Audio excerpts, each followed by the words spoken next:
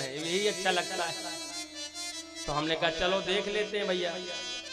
तो जैसे दूसरे दिन गए तो बढ़िया धोती कुर्ता पहन के बढ़िया चंदन लगा के नाव में बैठे। तो केवट भैया ने कहा आइए पंडित जी, आओ बाबा आओ। वहाँ तो इलाहाबाद में बाबा बाबा कहते, कहाँ बाटे हो ऐसे, आओ बाबा बैठो। और जब बैठ गए तो महाराज हम पैसा निकाले का, नहीं पंडित जी कोई जरूरत नहीं, जाओ बढ़िया खूब घूमना, जब लौट करके आ जाना तो यहीं पर मिलेंगे, फिर तुम्हें उस पार कर देंगे। तो ऐसे ही समाज बड़ा संबंध अच्छे हैं हमारे, इस तरह भाईचारे की भावना से रहे। इसी तरह आपके यहाँ भी केवट भैया गांव में रहते हैं, रवि भैया। और जब मैं शुरू में आया था तो एक बार पार किए, 2 पहिया थी अपने पास, जैसे नाव में गए तो उन्होंने भी पैसा नहीं लिया यहाँ के। तो यहाँ का तो शायद कुछ बना है सिस्टम, जब खेती आती है तो उन्होंने कहा आप जाइए जाइए, सब व्यवस्थाएं यहाँ बनी हुई है। तो कहने का मतलब है हम समाज में रहें, एक दूसरे का आदर सम्मान सहित ही हमें समाज में रहना चाहिए। और हमारे यज्ञ समिति में भी शायद एक भैया 2 लोग इसमें सम्मिलित हैं, शायद 3 लोग हैं, मनोज निषाद जी, 4 लोग हैं, 4 लोग भैया हैं।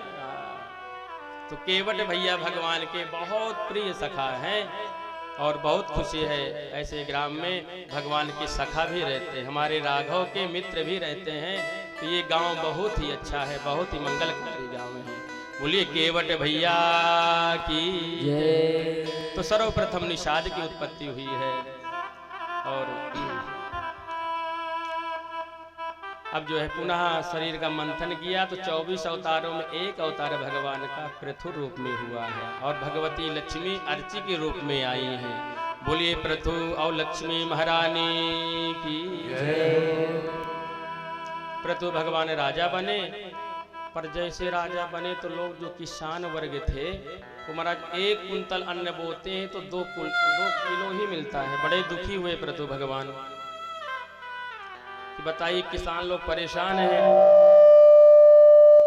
तो धन लेकर के महाराज पृथ्वी को मारने के लिए दौड़ पड़े। तो पृथ्वी गौ के रूप में आ गई। कहा महाराज आप मुझे दंड देने के लिए आतुर मत होइए, आपकी जो प्रजा है वो कर्महीन हो चुकी है। इसके पूर्व जो राजा थे यज्ञ याद किया, उन्होंने सब बंद करा दिया। आप ऐसा करिए, मेरे में तो रत्नों का भंडार है, आप उसका दोहन कर लीजिए। और आज पृथु भगवान ने मनु महाराज को बछड़ा बनाया है और देवताओं ने इंद्र को बछड़ा बनाया, ऋषियों ने जो है देवगुरु बृहस्पति को बछड़ा बनाया है, दैत्यों ने शुक्राचार्य को बछड़ा बना करके और अपने अपने अनुसार ही रत्नों को दोहन किया है। बोलिए वृंदावन बिहारी लाल की जय। और आज पृथु भगवान ने संकल्प लिया कि मैं 100 यज्ञ करूंगा। 100 यज्ञ पूर्ण ही नहीं हुए, इंद्र ने क्या किया कि यज्ञ का घोड़ा चुरा करके ले गए। पृथु भगवान के पुत्र गए हैं और इंद्र को पराजित करके उस यज्ञ के घोड़े को लाए हैं, इसलिए उनका नाम पड़ा है विजिताश्व। पर दोबारा फिर इंद्र आया है और साधु का वेश बना करके। सुखदेव जी कहते राजन यहीं से पाखंड प्रारंभ हो गया, इसके पहले पाखंड नहीं था, इंद्र ने ही पाखंड प्रारंभ कर दिया। साधु का वेश बनाया और घोड़े को चुरा करके ले गए। पापस्य खंडः पाखंडः, पाप का ही एक खंड है, एक टुकड़ा है महाराज पाप। और यहीं से पृथु भगवान ने कहा हमें 100 यज्ञ पूर्ण ही नहीं करना, क्योंकि इंद्र घबरा गया कि अगर पृथु भगवान 100 यज्ञ कर लेंगे तो इस स्वर्ग में बैठ जाएंगे, इसलिए इंद्र बाधा पहुंचा रहे थे। और 99वें यज्ञ में ही पृथु भगवान ने पूर्णाहुति कर दिया। पर भगवान नारायण 99वें यज्ञ में खुश हो गए और कहा प्रभु जो आपको मांगना हो मांग सकते हैं। कहा महाराज मैं आपकी कथा सुनता हूँ, 2 कानों से मुझे तृप्ति नहीं होती है, इसलिए मुझे 10,000 कानों की शक्ति दीजिए। विचार करिए, हम 2 कानों से ही थक जाते हैं। पर पृथु भगवान ने कहा मुझे 10,000 कानों की शक्ति चाहिए। इसलिए भैया कहते हैं राम कथा जे सुनत अघाही, राम कथा जे सुनत अघाही, राम कथा जे सुनत अघाही, राम कथा जे सुनत अघाही, रस विशेष जाना दिन नाही, रस विशेष जाना दिन नाही। जय सिया राम जय जय सिया राम, जय सिया राम जय जय सिया राम, जय सिया राम जय जय सिया राम, जय सिया राम जय जय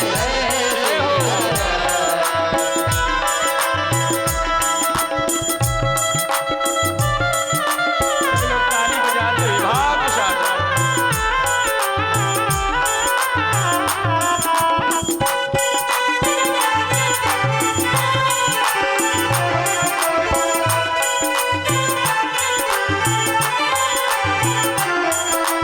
जय सिया राम जय जय सिया राम, जय सिया राम जय जय सिया राम, जय सिया राम जय जय सिया राम, जय सिया राम जय जय सिया राम, जय सिया राम जय जय सिया राम, जय सिया राम जय जय सिया राम, सीता राम जय सीता राम, सीता राम जय सीता हरि जय हो।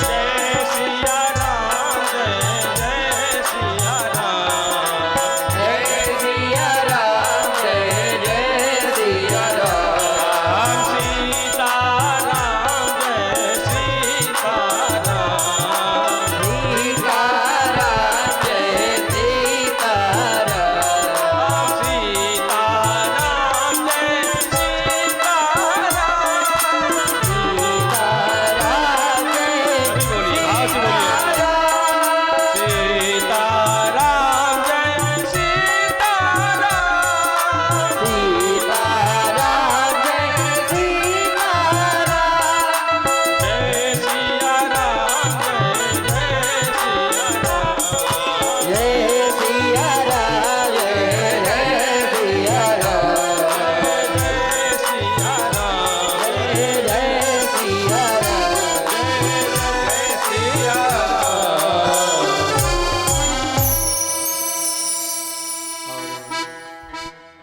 पृथु भगवान के आगे चल करके ध्रुव महाराज के वंश में ही एक राजा हुए हैं। सुखदेव जी कहते राजन प्राचीन बड़े ही जो ये इतने यज्ञ किया उन्होंने कि सारी पृथ्वी को कुशाओं से पाट दिया माताओं बहनों। जैसे हम यज्ञ करते हैं हमारे आचार्य जी लोग तो लास्ट दिन विधान लोग करवाते हैं कुशकंडिका, पंचभूत संस्कार प्रथम भी होता है। कुशकंडिका जब हम लास्ट दिन आहुति करेंगे तो कुशकंडिका होता है। पूरा पूरब से इतने कुश आए, उत्तर से इतना कुश यज्ञ वेदी के चारों तरफ बिछाया जाता है। तो महाराज सारी पृथ्वी को कुशाओं से पाट दिया महाराज प्राचीन बरही ने, बड़े यज्ञ किया उन्होंने। पर हे राजन एक गलती हो गई, यज्ञ तो करते हैं महाराज पर यज्ञ में पशुओं की बलि दे दिया, अनगिनत घोड़ों को मार दिया, अनगिनत बकरों को मार दिया। देवर्षि नारद जी पहुंचे। प्राचीन बरही ने प्रणाम किया। नारद जी ने कहा राजन यज्ञ तो बहुत कर लिए, पर ये बताओ तुम्हें शांति मिली कि नहीं मिली? कहा महाराज यज्ञ तो बहुत किया पर शांति नहीं मिली। तो कहा सुनो राजन, शांति की अपेक्षा भी मत करना, तुम्हें कभी शांति मिलने वाली नहीं। क्यों महाराज? अरे तुमने इतने महाराज हिंसा कर दिया जीवों की तुमने। कहा महाराज वो तो वेदों में जैसा लिखा है, शास्त्रों में जैसा लिखा है, सो मैंने किया। कहा नहीं राजन, वेद मंत्रों को समझना साधारण बात नहीं है। जब कहते माता सरस्वती भी दुखी हो जाती है, कांपने लगती है जब वेद शास्त्र कोई अनाधिकारी के हाथ में जाते हैं। माँ कांपने लगती, अरे राम राम, पता नहीं ये वेद शास्त्र इनके पास चले जाएंगे, पता नहीं ये क्या न कर दे। इसलिए माँ भी कांपने लगती है। इसलिए परंपरा थी पहले अपने पुत्र को जो है गुरुकुल में भेजो, गुरु सेवा करके फिर वेदों का अध्ययन जब किया जाता है, वेदों में पारंगत जब हो जाया जाता है तो वेदों का ही भाष्य है भागवत, तब वेद श्लोक भागवत की समझ में आएंगे। श्लोकों को गाया भी जा सकता है। तो कहा राजन आपने वेदों को समझा ही नहीं है। कहते देखना इंद्रियों के न घोड़े भगे, इनमें हरदम ये संयम के कोड़े पड़े, इनमें हरदम ये संयम के कोड़े पड़े। हम हवन करते हैं तो ये क्या है? घोड़े क्या है? हमारी इंद्रियां हैं। देखना इंद्रियों के न घोड़े भगे। हमें अभिमान हो जाता है, इसलिए हम एक हवन की आहुति देते हैं, अभिमान रूपी घोड़ों की बलि देते हैं। हम अभिमान से बचें। जो बकरा है ममता का द्योतक है, इसलिए हम आहुति देते हैं कि ममता रूपी बंधन से हम बचें, ये आहुति देते हैं। पर आपने उन भावों को समझा नहीं। प्राचीन बरही ने कहा गुरुदेव तो अब क्या होगा, कोई उपाय है कि नहीं है? कहा राजन एक कथा सुना रहे हैं, अगर सुन लोगे तो तुम्हारा कल्याण हो जाएगा। और माताओं बहनों भैया आप सभी लोग भी ध्यान से सुनिए। ये ऐसी कथा सुनाने जा रहे नारद जी जैसे हमसे अनजाने में पाप हो जाते हैं। माता बहनें भोजन बनाती हैं लकड़ी में, अब तो गैस का सिस्टम है, पर गैस में भी जब आप भोजन बनाती हैं तो छोटे छोटे कभी चींटियां हैं, कोई कीटाणु में मर जाते हैं अग्नि जलाते हैं। तो आग हमने जलाया, लकड़ी में कीटाणु रहते हैं, दीमक रहते हैं, हमने जानकर तो नहीं जलाया पर धोखे से वो जल जाते हैं। अब घर में जैसे मटके में गर्मी में पानी रखते हैं, जैसे पानी को लोटा में डाला ऑन करके तो नीचे छोटे छोटे सफेद सफेद जीव रहते हैं, दब के खत्म हो जाते हैं। हम लोग चलते फिरते हैं अनजाने में चींटा दब जाते हैं। हमने अपराध तो नहीं किया है पर भूल से हो गया, पर दोष लगता है, इसमें भी दोष लगता है। तो क्या करें? ये कथा सुनिए। ज्यादा सा विद्वान लोग चौथे दिन ही कथा सुनाते हैं। अगर इस कथा को हम लोग सुन लेते हैं तो इससे जीव का कल्याण हो जाता है। कहते राजन ध्यान से सुनो, नारद जी कहते राजन दो मित्र थे, एक का नाम था अभिज्ञात और एक का नाम था पुरंजन। ध्यान से सुनिएगा तो समझ में आएगा। तो एक दोनों मित्र थे। तो पुरंजन ने कहा अभिज्ञात से कि मित्र थोड़ा घूमने जाना चाहता हूँ। अभिज्ञात ने कहा भैया जाओ घूम आओ, पर हमें न भूल जाना। पुरंजन ने कहा अभिज्ञात भैया मैं तुम्हें कैसे भूल सकता हूँ, तुम ही तो मेरे सर्वस्व हो, जीवन के आधार हो। पुरंजन आया, कई शहर महाराज उसने घूम डाले, 84 शहरों में गया पर कहीं मुझे अच्छा नहीं लगा। हिमालय के तरफ बढ़ा तो 9 द्वार वाला एक दरवाजा मिला। एक घर मिला 9 दरवाजे वाला महल। तो जैसे उसमें प्रवेश किया तो महाराज जैसे प्रवेश करते ही उसको एक सुंदरी दिखाई पड़ी सामने से आती हुई, बड़ी सुंदर स्त्री। पुरंजन देखते ही मंत्र मुग्ध हो गया और कहने लगा महाराज बड़ी सुंदर महिला है। और उस स्त्री के महाराज आगे पीछे 10 सैनिक थे और एक सेनापति था 11वां, और 5 फण का नांग चल रहा था आगे आगे। पुरंजन की आंखें उस देवी से मिली, आंखें हो गई 4। महाराज वहीं पर जो चाई माई हो गया, दोनों का विवाह हो गया। सुखदेव जी कहते राजन अब क्या हुआ, ये था पुरंजन और वो हो गई पुरंजनी। तो क्वचि धावती धावन्त्या तिष्ठन्त्यामनुतिष्ठति अनुसेते शयानाया मन्वास्ते क्वचिदास्ति।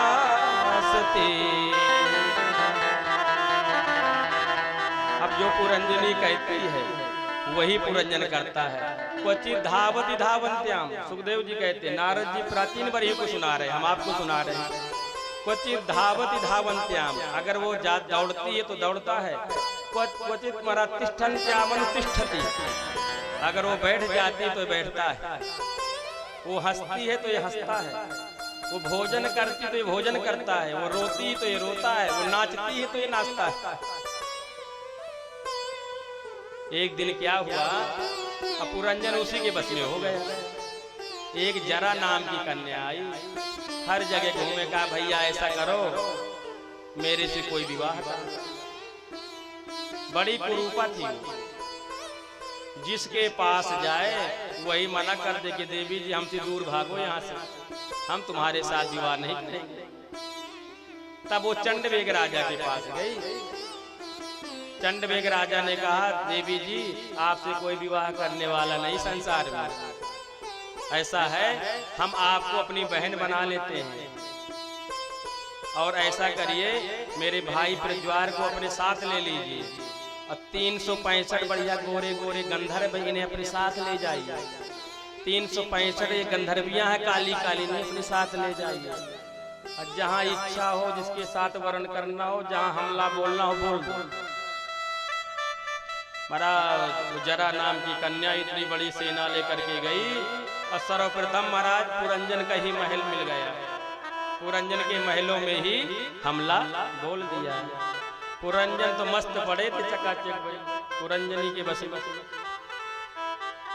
और इसने आज जैसे हमला बोला है तो जो 10 सैनिक है, सेनापति, ये सब महाराज शिथिल पड़ गए लड़ते लड़ते। जो 365 गंधर्व गंधर्विया सब लड़ते लड़ते सब शिथिल हो गए। महाराज इनके साथ में ये तो बड़ी सेना, ये साथ में जो 5 फण का नांग था ये शिथिल पड़ गया,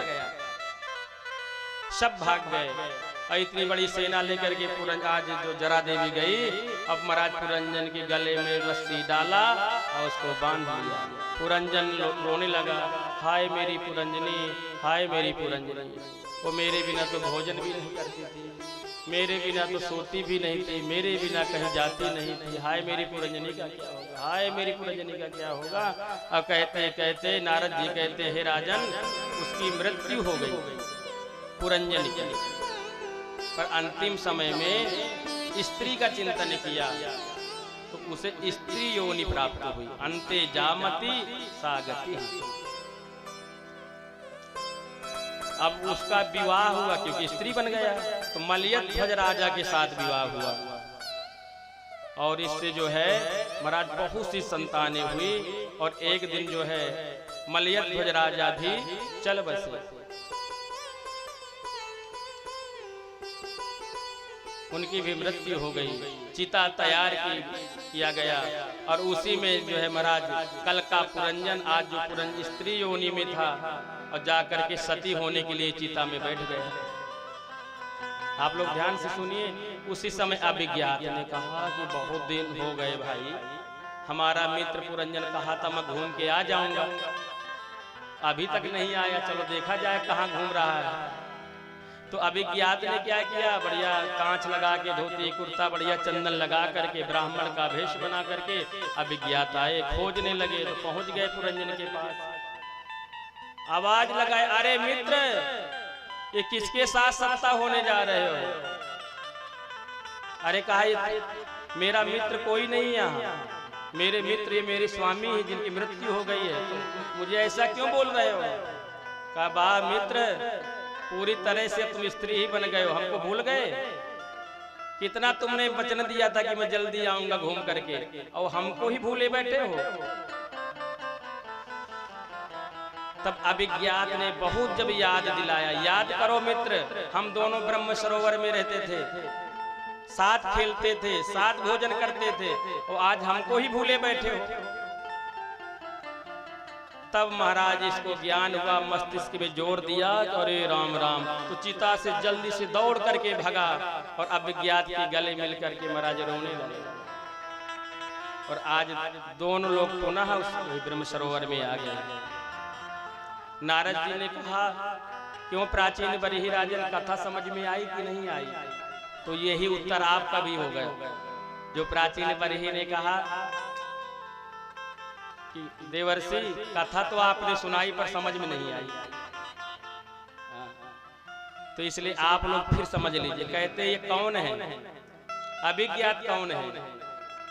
ईश्वर अंश जीव अविनाशी, ईश्वर अंश जीव अविनाशी, चेतन अमल सहज सुख राशि, सहज सुख राशि।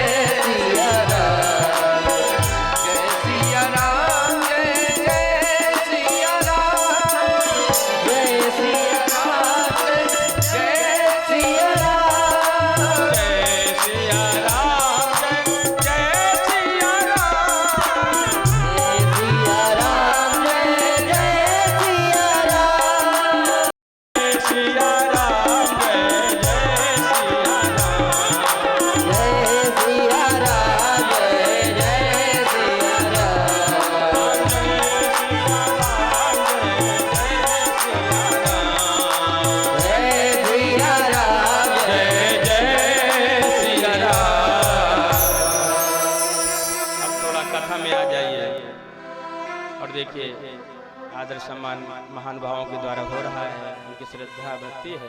आप लोग कथा में डूबे रहिएगा तभी समझ में आएगा। तो अब बताइए, अभिज्ञात कौन है? ये भगवान है। ये पुरंजन कौन है? हम आप सभी लोग हैं। हम लोगों ने भगवान से कहा था, प्रभु थोड़ा हम जानना चाहते हैं। भगवान ने कहा जाओ घूम आओ, पर हमें न भूल जाना। हम आप सभी ने कहा था, प्रभु आपको कैसे भूल सकते हैं। हम लोग 84 लाख शहरों में गए, बड़े बड़े मरा शहर है, हाथी है, शेर है, चीता है, भालू है, घोड़ा है, बड़े बड़े शहर हैं।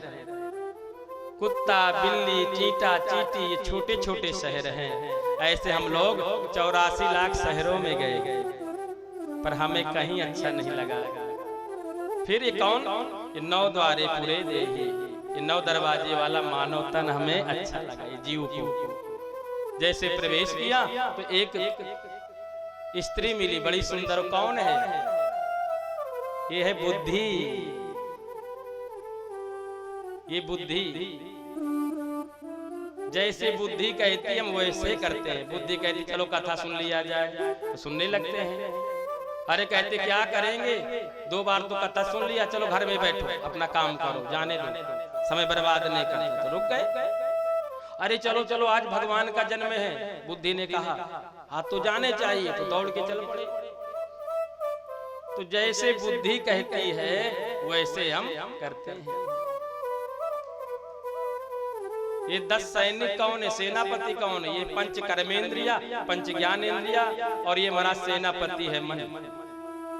और 5 फण का नांग कौन है?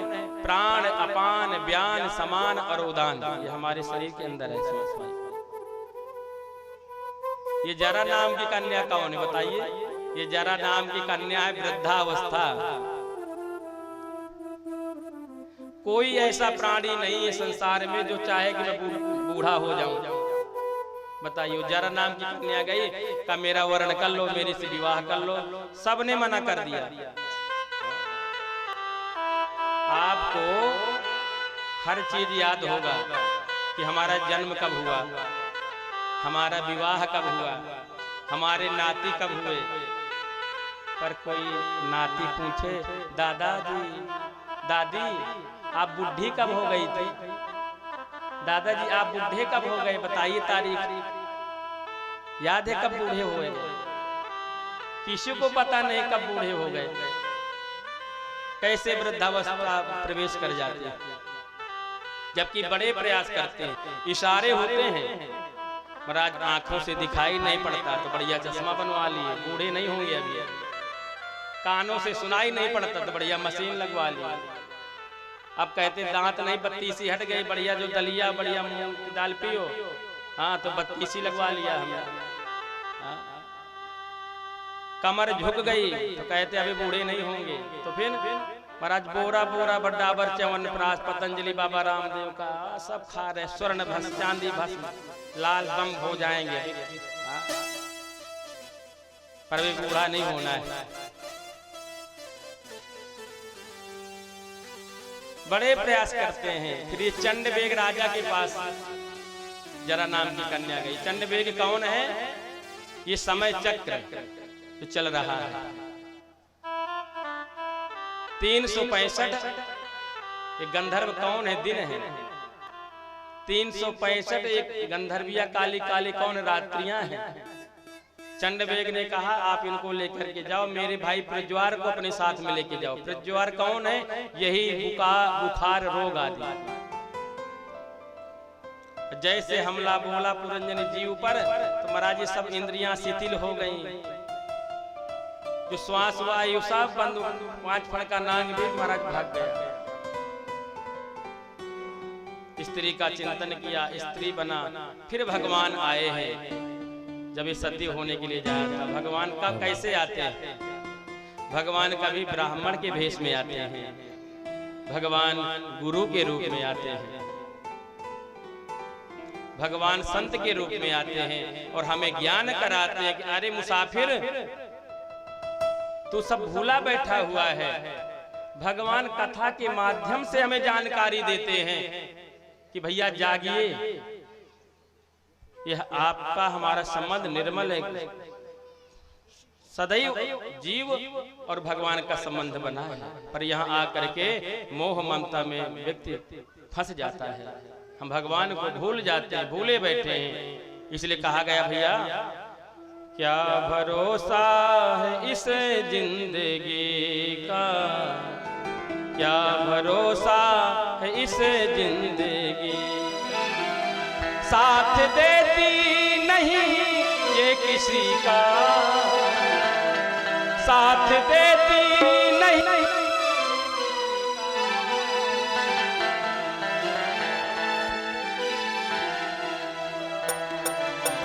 भरोसा है जिंदगी का, साथ देती नहीं ये किसी का, नहीं किसी का, क्या भरोसा है इस जिंदगी, क्या भरोसा है इस जिंदगी का, साथ देती नहीं, साथ देती नहीं, साथ देती नहीं, साथ देती नहीं, साथ देती नहीं ये किसी का, भरोसा है इस जिंदगी का, भरोसा है इस जिंदगी का।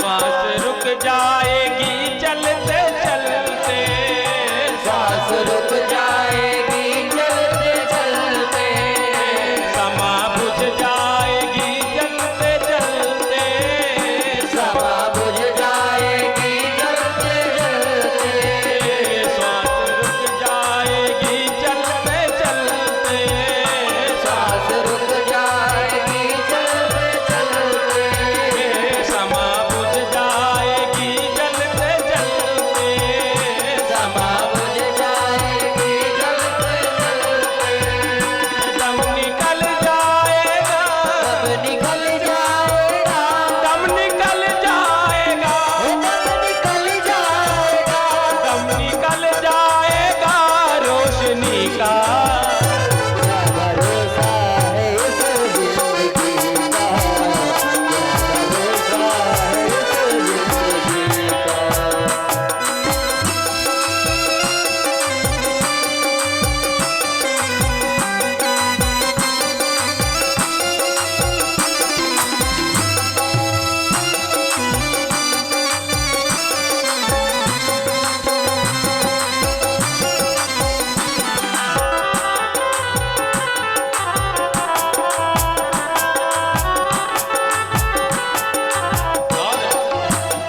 दुनिया है एक हकीकत पुरानी, दुनिया है एक हकीकत पुरानी, आनी जानी है इसकी रवानी, आने जाने है इसकी रवानी, फर्ज पूरा करो, फर्ज पूरा करो, फर्ज पूरा करो, फर्ज पूरा करो, फर्ज पूरा करो बंदगी का, साथ देती नहीं ये किसी का, क्या भरोसा है इस जिंदगी का।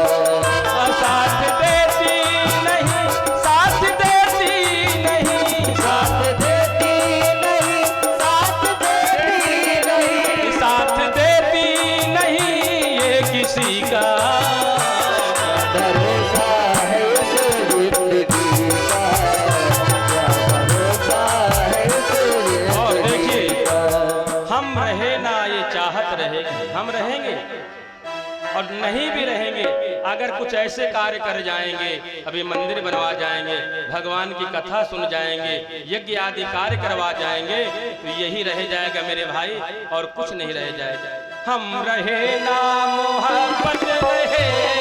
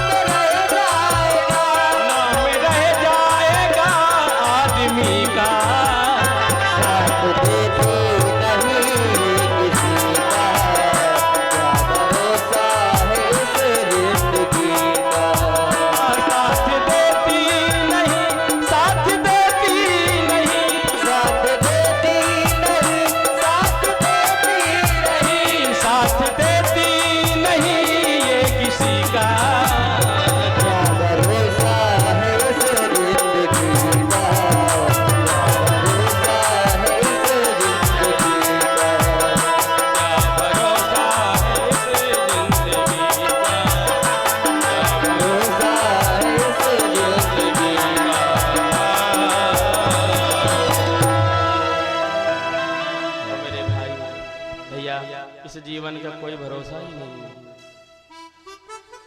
अरे महाराज, ये न मानिए कि जब हम वृद्ध होंगे सभी मरेंगे। आज नवयुवक पीढ़ी महाराज 10-10 साल 15-15 साल के बच्चे, पता नहीं इतने वाहन आदि सब हैं, कब दुर्घटना हो जाए। तो इसलिए यही नहीं कि हम वृद्ध होंगे तब भगवान का भजन करेंगे। भजन की कोई मेरे भाई उम्र नहीं है।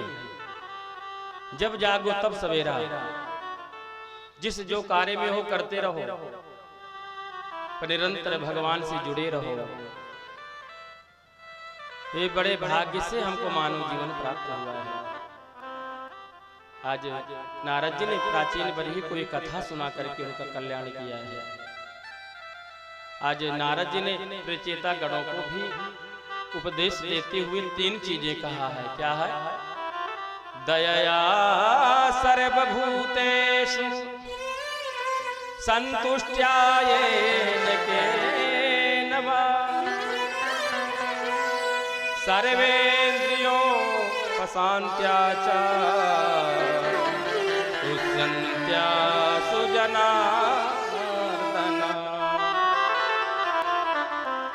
कहते हैं नारद जी ने कहा कि 3 चीजें अगर जीव उतार ले तो तुष्यन्त्या सुजनार्दन, भगवान जनार्दन जीव पर खुश हो जाते हैं, भगवान की प्राप्ति हो जाती है। 3 चीजें कौन है? दयया सर्वभूतेषु, हर प्राणी में दया का भाव अगर आ जाए, 3 चीजें अगर आप लोग उतार लेंगे तो भगवान की भक्ति मिल जाएगी। ये शास्त्रों का मत है, भागवत जी का कथन है। और जब मृत्यु भी हमारी होगी, अटूट सत्य है, भगवान का धाम ही मिलेगा। दया सर्वभूतेषु, हम रास्ते में जा रहे हैं, कभी कोई गौ माता घायल है, कोई कुत्ता, कोई भी जीव, अगर आप कुछ कर सकते हैं, मलहम पट्टी, डॉक्टर को बुलाओ, उसको अस्पताल पहुंचा दो। ये दया का भाव आना चाहिए। हम देख लेते हैं, चले जाते हैं, दुर्घटना हो गई है, फिर कौन लफड़े में पड़े, हम लोग चले जाते हैं। हर जीव को हमसे आशा है, हमें तो सक्षम है कि जीव जंतु की हम लोग रक्षा कर सकते हैं। तो यही दया का भाव अगर हमारे अंदर आ जाए। संतुष्ट्या एन केनव, दूसरा है संतुष्टि। जो भी हमें भगवान ने दिया है, बहुत कुछ दे दिया है साहब, उसमें संतुष्ट रहिए। कभी भी अपने से बड़े लोगों को मत देखिए, इनके पास इतने वाहन हैं, इतने मकान हैं, इतनी जमीन है, इतनी प्रॉपर्टी है, इतना बैंक बैलेंस है, हमारे कुछ नहीं। नहीं, तुम्हारे पास बहुत ज्यादा है, तुम्हें पता ही नहीं है। तुम जो ऊपर के लोगों को देखते हो, अपने से नीचे के लोगों को देखना। कितने ऐसे लोग हैं जो ठंड है पर ठिठुर रहे हैं, उनके पास कपड़े नहीं मेरे भाई। कितने ऐसे लोग हैं जिनको झोपड़ी नसीब नहीं है, ठंडी में। मान लीजिए कल बारिश थोड़ा हो रही थी। कितने ऐसे लोग हैं भारत में जिनको महाराज छत नहीं है, वो ठंडी में भी महाराज भींग रहे होंगे। कितने ऐसे लोग हैं जिनके पास साइकिल तक नहीं है। अगर तुम्हारे पास साइकिल है तो तुम भी बहुत अच्छे हो। तुम्हारी एक झोपड़ी बनी, खुद का कर मकान तुम्हारा बना है, तो भगवान ने तुम्हें बहुत कुछ दिया है। कितने ऐसे लोग हैं हमारे भारत में, अन्य देशों में भी, जो लोग चल नहीं सकते हैं, जो देख नहीं सकते हैं, जो सुन नहीं सकते हैं। अगर आपका भगवान ने शरीर स्वस्थ दिया है तो आप सबसे भाग्यशाली हो मेरे भाई। तब तुम्हें लगेगा कि भगवान ने हमें बहुत कुछ दे दिया है। तेरी मेहरबानी का है बोझ इतना, जिसे मैं भुलाने के काबिल नहीं हूँ, कर्जा चुकाने के काबिल नहीं हूँ। ठाकुर जी बहुत कुछ दिया है। इसलिए मेरे भाई, जो कुछ भी भगवान ने तुम्हें दिया है उसमें प्रसन्न रहो। हे गणवीर बाबा, बस आपकी कृपा चाहिए, हमें बहुत कुछ मिल चुका है। और सर्वेन्द्रियोपशांत्या तुष्यन्त्यासु जनार्दन। फिर अपने इंद्रियों को संयमित करिए। ये तीन चीजें आ जाएंगी तो तुष्यन्त्यासु जनार्दन। दयया सर्वभूतेषु संतुष्ट्याये न केनव। सर्वेन्द्रियोपशांत्या च तुष्यन्त्यासु जनार्दन। इसी से भगवान खुश हो जाते हैं। कोई जरूरी नहीं है हम भगवान को मेवा चढ़ाएं, फल चढ़ाएं। ये तीन चीजें अपना लीजिए। और यहाँ पर उपदेश दिया है। और दूसरे पुत्र हैं मनु महाराज के प्रियव्रत के पुत्र है आग्नेन्द्र। आग्नेन्द्र के नाभि के पुत्र ऋषभदेव भगवान। 24 अवतारों में एक अवतार ऋषभदेव भगवान का। बोले श्री ऋषभदेव भगवान की जय। और ऋषभदेव भगवान का विवाह इंद्र की एक बिटिया है जिसका नाम जयंती है। एक पुत्र है जयंत, जिस जयंत ने माता जगत जननी सीता जी के चरण पर चोंच का प्रहार किया था। और महाराज वो जयंत, एक बिटिया है जयंती इंद्र की। तो जयंती का विवाह ऋषभदेव भगवान के साथ हुआ, जिनसे 100 पुत्र हुए हैं। ऋषभदेव भगवान ने अपने सभी पुत्रों को समझाया है कि बेटा, तपो दिव्यम यज्ञ का ये जो मानव शरीर मिला है, ये तप के लिए मिला है, साधना के लिए मिला है, भगवत प्राप्ति के लिए मिला है। और इसे व्रत में ना हम गवाएं। तो उसी समय सुखदेव जी कहते, राजन 90 पुत्र विरक्त महात्मा हो गए। और 9 पुत्र जो है पिता ऋषभदेव भगवान के समझाने से परम 9 योगेश्वर हुए। योगेश्वरों का बहुत ही सुंदर प्रसंग है, हम 7वें दिन में हम सुनाते हैं। और जो सबसे बड़े पुत्र हैं जिनका नाम है भरत, वो चक्रवर्ती सम्राट बने। ऋषभदेव भगवान सब कुछ त्याग करके जंगल में रहते, दिगंबर भेष में, कोई वस्त्र नहीं है, मल मूत्र विष्ट आदि करते हैं। तो चंदन जैसी सुगंध पूरी जंगल में फैल गई। ऋषभदेव भगवान के अड़िमा गरिमा सारी सिद्धियां आ गई। कहे भगवान हमें स्वीकार कर लीजिए। ऋषभदेव भगवान ने सिद्धियों को अपनाया ही नहीं। परीक्षित जी ने पूछ लिया, गुरुदेव सिद्धियों के लिए तो लोग बड़ी बड़ी साधना, बड़ी तपस्या करते हैं, पर ऋषभदेव जी ने क्यों नहीं अपनाया? कहते, राजन ऋषभदेव भगवान जान रहे थे कि अगर सिद्धि आएगी तो प्रसिद्धि भी होगी, और ये भी जो है जीव के पतन का कारण है। भाई मानव जीवन में ये सब चीजें भगवत प्राप्ति में अवरोध उत्पन्न करती है। इसलिए वो जानते थे तो सिद्धियों को अपनाया ही नहीं। और ऋषभ देव भगवान की ही दिनचर्या को देख करके अरहर नाम के राजा ने इसी मार्ग को अपनाया है, ऋषभ देव भगवान के मार्ग को। तो यहीं से एक जो है हमारे हिंदू धर्म से एक धर्म अलग हो गया, जिसका नाम है जैन धर्म। जो जैनी महात्मा लोग होते हैं पहले सभी हमारे हिंदू में हमारे सनातनी ही थे, पर यहीं से एक धर्म अलग हो गया, जैन धर्म यहीं से बन गया। इधर भरत जी भी अपने पिता के दिखाए हुए मार्ग पर चले हैं और इनकी 5 संतानें हुई तो भरत जी ने अपने बड़े पुत्र सुमति को राजगद्दी पर बैठाया है और गंडकी नदी जो नेपाल में है भैया, और वहीं जाकर के पुलह आश्रम में जाकर के तपस्या करने लगे। एक दिन जल में के जाप कर रहे थे तो एक गर्भवती मृगी आई जल पीने के लिए, और महाराज भरत जी तो जाप कर रहे थे, पीछे से शेर ने दहाड़ लगाया तो मृगी जो है नदी में छलांग लगाने लगी, बीच में ही गिर गई, उसकी मृत्यु हो गई और उसके बच्चे ने जन्म ले लिया। अब यहाँ पर भरत जी ने दया का परिचय दिया है, उस मृग शावक को बाहर निकाल लाए, छोड़ देते, चलो कुटिया में ले आए। चक्रवर्ती सम्राट थे महाराज, धीरे धीरे मृग में इतना आसक्त हो गए कि महाराज जो 100 माला थी धीरे धीरे करते करते सनई सनई 50 माला रह गई, यहाँ तक सारी मालाएं बंद हो गई और मृग में ही महाराज लिप्त हो गए। वो कभी चाटता है, कभी सूंघता है, कभी फुदकता है। उसी समय मृगों का झुंड आया, वो मृग चला गया उनके साथ में। अब तो महाराज ये पागलों की भांति रोने लगे। रात्रि में चंद्रदेव से पूछते हैं, हे चंद्रदेव आप बताओ मृग शावक कहाँ चला गया। दिन में सूर्य भगवान से पूछते हैं, हे सूर्य भगवान, हे भुवन भास्कर आप बताइए वो मृग का बालक कहाँ चला गया। और ये स्थिति आ गई कि मृग का चिंतन करते करते करते उनकी मृत्यु हो गई और उन्हें मृग योनि प्राप्त हुई। इसलिए कहते हैं भैया, अरे एक मृगा के संग ते भरत धरी मृग दे, एक मृगा के संग ते भरत धरी मृग दे, एक मृगा के संग से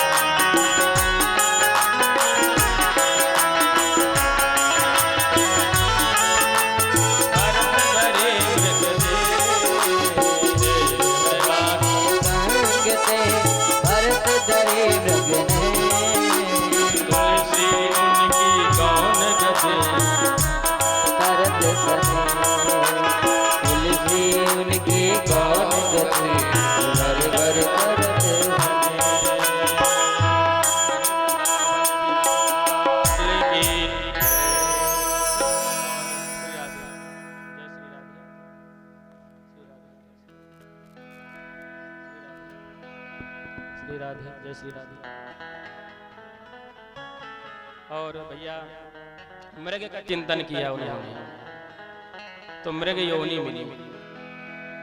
बाबा जी ने कहा कि तुलसी उनकी कौन गति, जो घर घर करत स्नेह, एक मृगा के संगते भरत धरी मृग देह।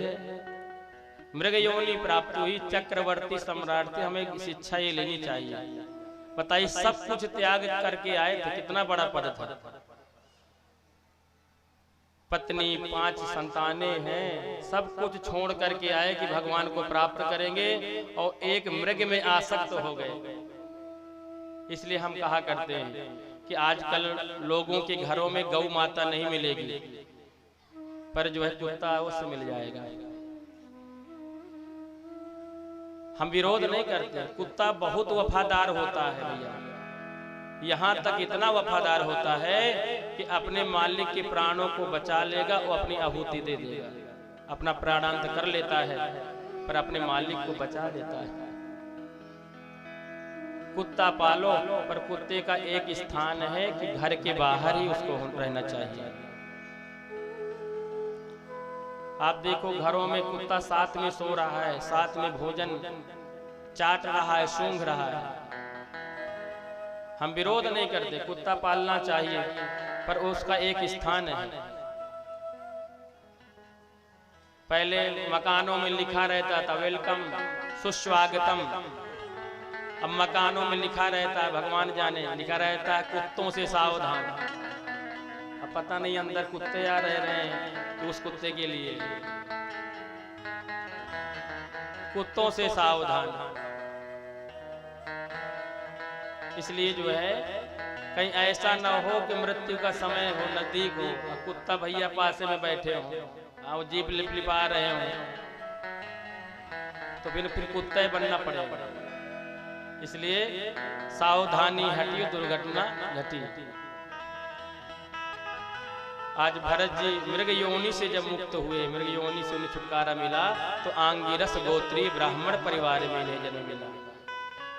पर इन्हें सब ज्ञान है कि भगवान ने बड़े भाग्य से मानव जीवन दिया, उसमें भी हमें ब्राह्मण कुल में जन्म मिला है, तो अब इस जीवन को नष्ट नहीं करेंगे।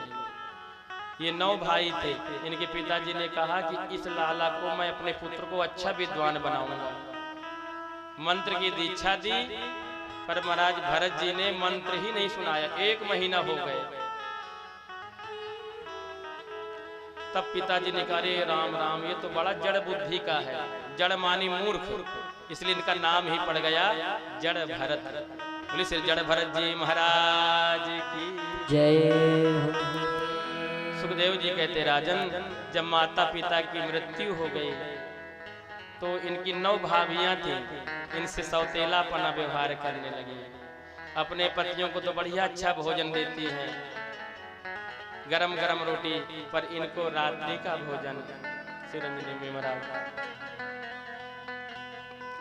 रात्रि का जो बचा जूठा भोजन, बासी भोजन जो जानवरों के डाला जाता है, वही जड़ भरत जी के सामने इनकी भाभियां परोस देती हैं। पर जड़ भरत जी उसी जूठन को, वही बासी भोजन को भगवान का प्रसाद मान करके ग्रहण कर लेते हैं कि कुछ भी हो अब गलती नहीं करेंगे। प्रसन्न रहते, सदैव भगवान के स्मरण करते रहते। इनके भाई पतले दुबले, हड्डी दिख रही एक एक, पर इनका जड़ भरत जी का हृष्ट पुष्ट शरीर है। भाइयों ने खेत की रखवाली में लगा दिया, वहां भी हमारी सब भगवतमय दृष्टि है। राम की चिड़िया, राम का खेत, खाओ मेरी चिड़िया भर भर पेट। एक दिन चोरों के सरदार ने कहा, भाई माता भद्रकाली से प्रार्थना किया, माँ मेरे कोई संतान नहीं है, अगर कोई संतान हो जाएगी तो एक नर बलि दूंगा। तो भैया इसके पुत्र हुआ। तो चोरों के सरदार ने चोरों से कहा, जाओ किसी मनुष्य को पकड़ लाओ। तो जड़ भरत जी ही मिल गए कि बाबा को ले चलो, बढ़िया मोटा तगड़ा है। जैसे भद्रकाली के सामने ले गए, माँ बड़ी दुखी हो गया, अरे राम राम, ना समझों को कैसे समझाऊं। क्या माँ कभी अपने बच्चों की बलि लेती है? कई प्रकार की बलियां हैं। उड़द की दाल है, दही को मिश्र करके यज्ञ में हम लोग बलि दिलवाते हैं। नींबू की बलि है, कुम्हड़े की बलि दी जाती है। वास्तविकता से हम लोग सन 1998 में कामाख्या में रहे हिमांशु भैया, तो हमने वहां देखा कि महाराज बकरों की बलि दी जाती है।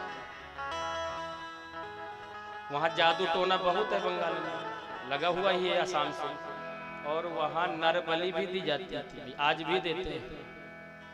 हम लोग उस समय की बात है 98 की, एक व्यक्ति कानपुर का गया था, वो ढूंढ रहे थे, हमको फोटो दिखा रहे थे, क्या भैया इसको आप लोगों ने देखा है? हम लोगों ने देखा था कि हाँ भैया आया था 10 दिन पहले यहाँ था। वो वहां से गायब हो गया, कहने का मतलब उसकी बलि दे दी गई थी वहां। ऐसा क्षेत्र है। हमने लोगों से कहा कि भैया दुर्गा सप्तशती में रहस्य में लिखा है कि विप्रवर्ज्या मयरिता, आप लोग ब्राह्मण हैं, पंडित जी लोग, तो ये बकरों की बलि ना दीजिए। तो भैया वो हम ही को डांटने लगे। तो बाद में पता चला कि वहाँ का ही भोजन ही है, स्वाद के चक्कर में वहाँ ये सब किया जाता है। अमावस को भैंसा की बलि। आज माता भद्रकाली बहुत दुखी हो गई और मन महाराज मूर्ति से माता भद्रकाली प्रकट होकर के और चोरों के सरदार के सहित सभी का ही माँ ने तलवार से प्राणांत कर दिया और जड़ भरत जी की माँ ने रक्षा कर दिया। जड़ भरत जी समझ गए कि माता रानी ने हमें बचा लिया। बोले भद्रकाली मैया की जय। आइए माता रानी का हम लोग भजन कर लें। अरे विंध्य पर्वत पे हाँ देखिए जो हमारे गिरवा में, और हमारे गिरवा से आचार्य हमारे जितेंद्र अग्निहोत्री जी भी पधारे हैं, गिरवा से ही इस बार आए हैं। और आई माँ विंध्यवासिनी और मिर्जापुर में भी माँ का स्थान है। कथा तो आपको पता होगी कि मिर्जापुर से माँ गिरवा में आ गया, क्योंकि एक आर्मी के जवान वहाँ दर्शन करने गए तो वहाँ उनकी धर्मपत्नी थोड़ा गलत व्यवहार हो गया। तो उस महाराज जवान ने जाकर के माता की विंध्यवासिनी मैया की महाराज तुरंत पिस्तौल से वार कर दिया, गोली चला दिया। और प्रत्यक्ष कलिकाल की घटना है, आप पूछिएगा वहाँ का इतिहास, अब तो मोबाइल में निकल आएगा। तो माता विंध्यवासिनी मैया की सिर से महाराज खून बहने लगा। तो माता वहां से रुष्ट होकर के मिर्जापुर से विंध्याचल से अब मैया हमारे गिरवा में आ गई, विंध्यवासिनी में यहाँ आ गई। तो पंडा लोगों ने प्रार्थना किया, माँ गलती हो गई, क्षमा करिए। तो माँ ने कहा कि 6 महीना में यहाँ विंध्याचल में रहूंगी और 6 महीना में गिरवा विंध्यवासिनी में रहूंगी। बोलिए विंध्यवासिनी मैया की। अरे विंध्य पर्वत पे हाँ विंध्य पर्वत पे झूला पड़ो है, मैया मेरी झूले रही। विंध्य पर्वत